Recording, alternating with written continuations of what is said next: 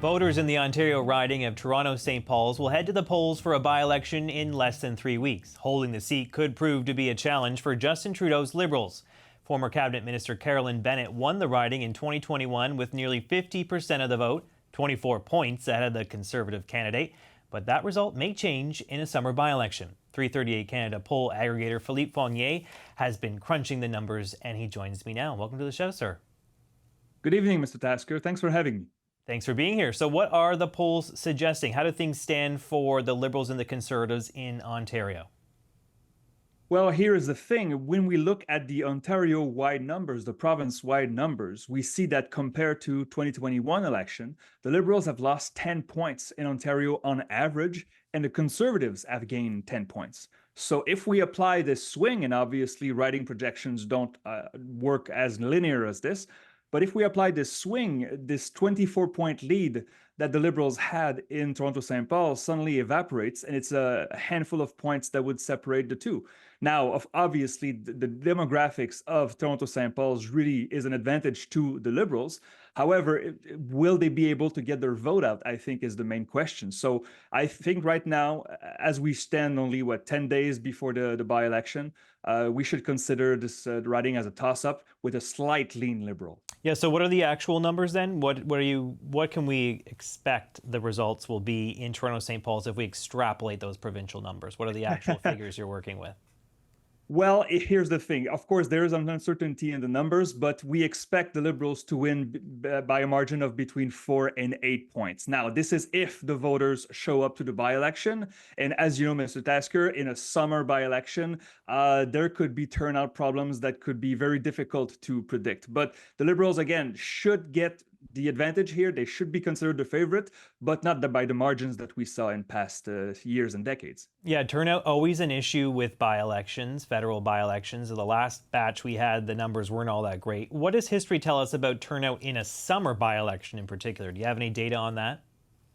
That is correct. So we had by-elections last summer in June, 4 by-elections, 1 in Quebec, 2 in Ontario, and 1 in Manitoba. The turnout was somewhere between 25 and 40%. I think we have to be careful here. We have to look at comparables. So if we look at the Mississauga Lakeshore by-election that occurred in December of 2022, the turnout did not break 30%. It was 27%. So will voters feel engaged in this by-election? The answer here is I'm not too sure. The politicians on ground will tell you that it's going very well for the campaign. But if only a quarter or below the fraction of voters show up, this could prove very difficult for the Liberals to hold. They have to show that their voters that this election matters. And it's a fairly wealthy riding, so maybe a lot of people have cottages too. They might not be actually around in June to go vote. You wrote today the Liberals have a very good track record in the city of Toronto with seats there. How significant would a by-election loss be in Toronto-St. Paul's for the party? Well, this is interesting because we know the last 3 general elections in 2015, 2019, and 2021, the Liberals cleaned out. They won all 25 ridings, so that's 75 wins. Add to this in the last 10 years, since Justin Trudeau has been leader of the Liberals, 5 by-elections. So basically, under Justin Trudeau, the Liberals are 80 for 80, a perfect score.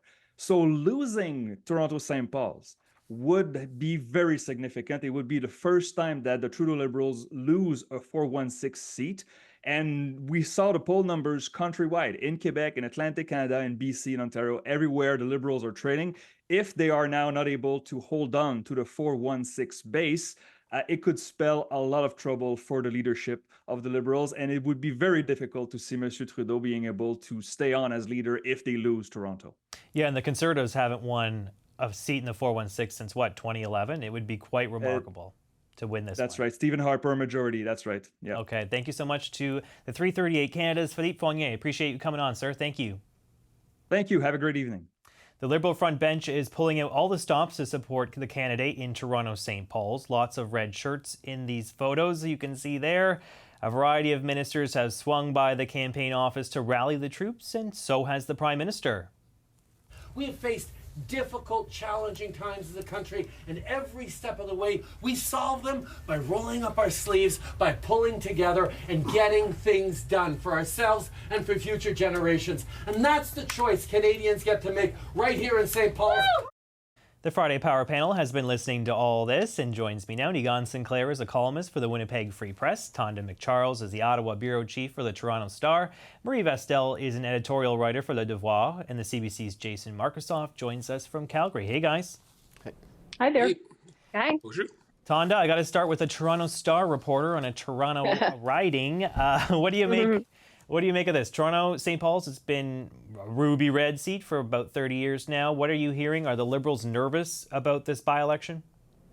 I mean, I think suddenly they are, to be honest. About 5 or 6 weeks ago, when I was kind of testing the waters on that riding and talking to senior party operatives in both the Liberal and Conservative campaigns, it seemed to me that they both kind of landed on the same number roughly for where the Conservatives would be happy with support at 20, but the Liberals thought they were very confident, I would say, about that riding. And since Monday, that's changed. I definitely detect a little bit more concern. And in the Liberal camp, while, yes, they've held it really, quite solidly for the last 3 decades, and largely because of the popularity of Carolyn Bennett, I think suddenly now there's a bit of messaging that, by-elections are always a time to send a message to the government. You can't always count on it.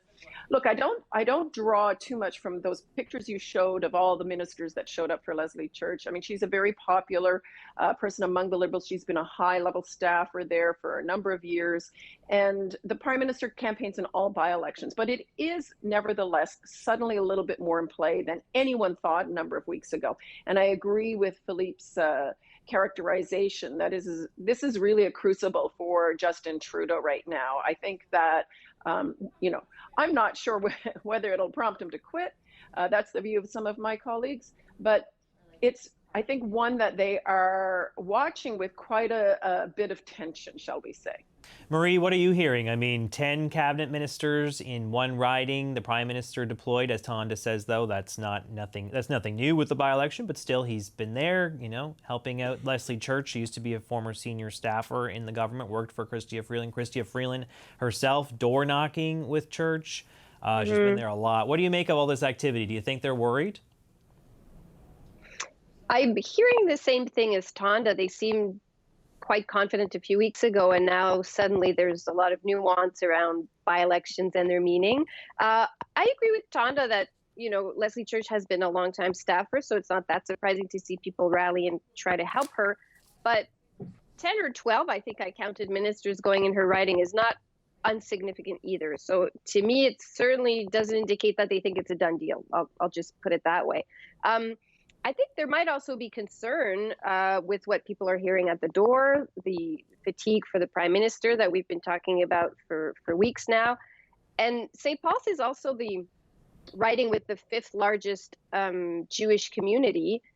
And I'm sure there's a concern around that because the ongoing war in Gaza has been, to say the very least, an issue of concern for this government.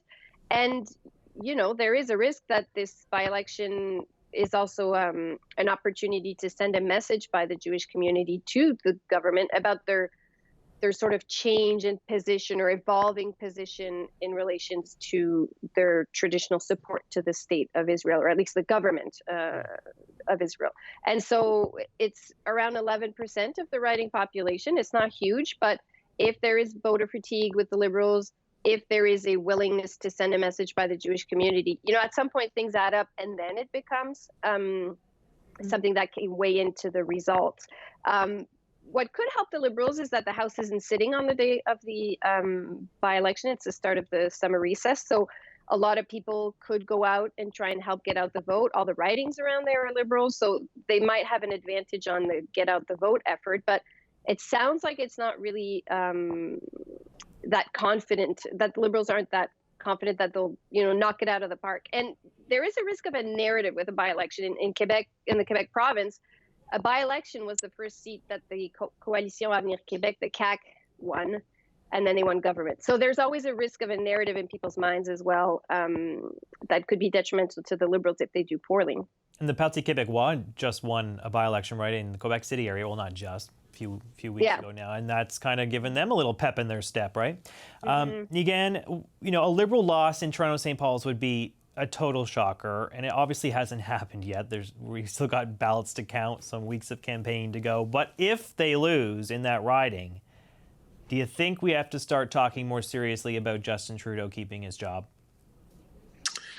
Well, there's two big forces at play there. I think the first is the pressure on Trudeau, and then, of course, Trudeau himself, who has put all his chips in the middle. He's committed to run in this election. I interviewed him only a couple weeks ago, and he looked, you know, the one question that he took with absolute no brevity, no humor, absolute seriousness. He says, "I'm going to run in this next election, period." And I think he's put all of his plans in that. He certainly staked his legacy on that election, and he really believes that the issue that he faces, or when Canadian voters face him against Poilievre as a one-on-one fight, that they're going to pick him. And what it means is that I think that regardless of the outcome of this, it will be pressure, immense pressure perhaps, but it will not lead to a Trudeau resignation, even though some have called for that. I would just say that, you know, we've got a by-election. By-elections are by-elections. They are certainly barometers on the federal government, and they certainly are in some ways statements. But it's also early summer. People are kind of politicaled out. They're tired.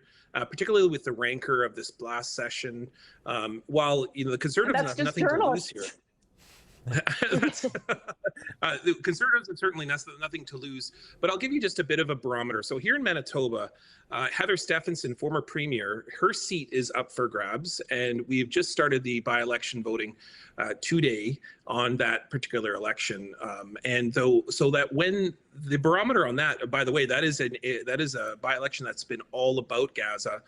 It's by a Jewish lawyer who's being headed up by the Conservatives and has cried anti-Semitism of the provincial NDP. That is really an election that is being really held on who will come out.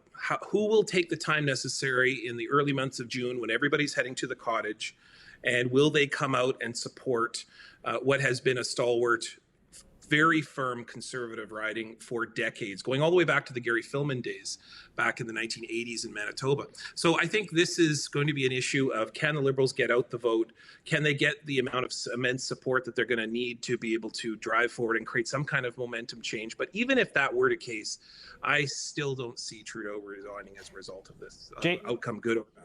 Yeah, Jason, what do you think? I mean, can Trudeau really keep his job if they lose Toronto St. Paul's? It's been Liberal for 30 years. It's hard to think of a safer Liberal seat. And if that goes down, what seat is safe, right? Well, this is the issue. I mean, many Liberals will think back to 2011 when they only won 33 seats, and many most Liberal MPs are in ridings which were not one of those 33. St. Paul's was. It's been for decades now.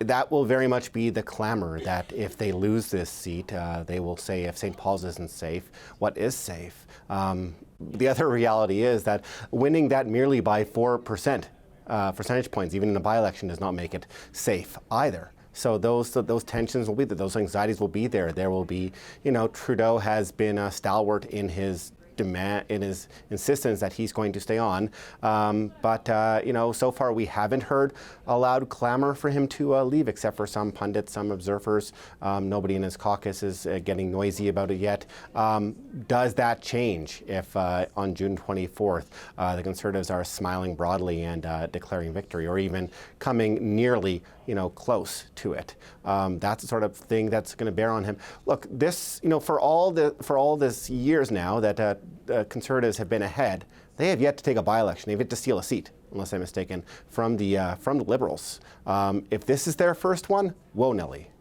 Yeah, that would be a big... And I would even say, to Jason's point, even if it's very tight, that also sends a message, right? Because that 2011 election where the Liberals barely kept any seats, Carolyn Bennett still won with 12 points over the Conservatives. She still got 40%. That's a pretty high bar that they're probably hoping to reach in a few days.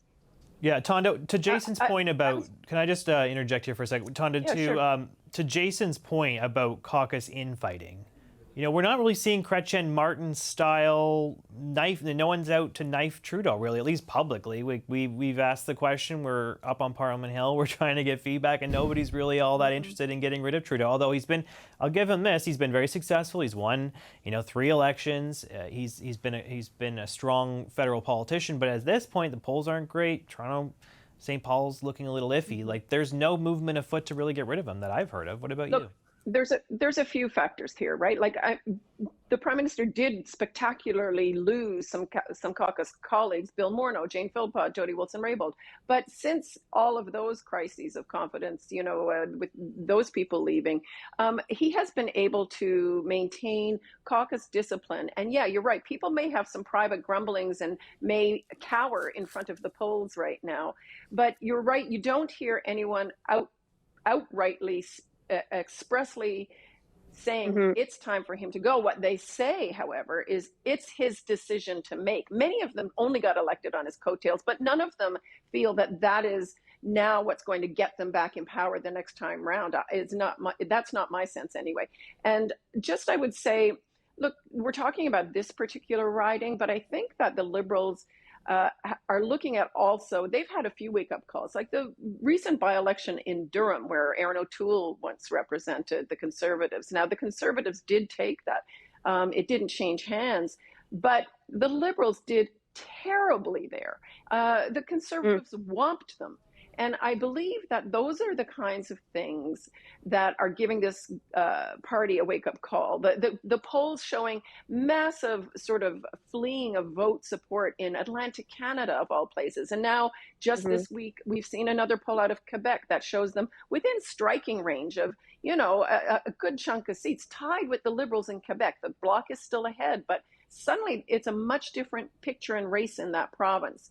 So I think, there's a lot of alarm bells out there, but you just don't see people at this point sticking a knife in Trudeau's back. And maybe it's because they suffered also the sort of, the slings and arrows of those divisions within their party in the Paul Martin Chrétien years.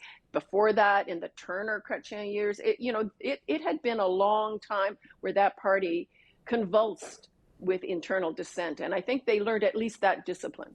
Marie, let's talk about that Quebec poll. I think the control room can put up some of the numbers from this Léger poll that was just released today. We have some insights into how the party is doing in La Belle-Province. The Bloc Québécois still ahead, 31%. The Liberals and the Conservatives are tied at 26%, as Tonda said. The NDP, 11%. The Greens, 4%. And the PPC in single digits. Marie, what do you make of these numbers? I mean, the Conservatives, pretty strong position there. Yeah, it's interesting that they finally seem to be gaining some momentum in Quebec, which has been resisting quite longer than in other provinces. It was like the last lone province. I would say, though, that in Quebec, you really need to look at Francophone numbers, just because it's 77% of the population. So usually you have to look at the breakdown of Francophone votes to really get a better sense. And when you look at that, the Bloc is quite ahead. They're at 39. And then the Liberals and the Conservatives are still pretty much tied at 23 for the Liberals and 22 for the Conservatives. So I would say the Bloc is still looks quite ahead of them. But those are big numbers for the Conservatives. It's just usually harder for them to get more seats because their support is usually quite concentrated around Quebec City. It's almost like regional within the province. And even in 2006, when the Conservatives got 24% of the vote, or in 2008, when they got 22-ish% of the vote, they had 10 seats. They now have 9. So they don't necessarily get a huge bump in seats. And the other thing I would point out in the Léger poll is that when people were asked, what is the most worrying scenario to you? Is it Justin Trudeau winning another mandate or Pierre Poilievre becoming prime minister? 34% are worried, say the most worrying scenario is that the prime minister remains prime minister, but 44% think that it's Pierre Poilievre becoming prime minister. So that's a big hurdle still for the Conservative leader in Quebec, that he seems to still be having trouble convincing people to, I guess, take that leap of faith and try and change. So Yeah, they're gaining momentum, but when you kind of break it down, it's unclear that it would actually translate into seats or a lot of seats.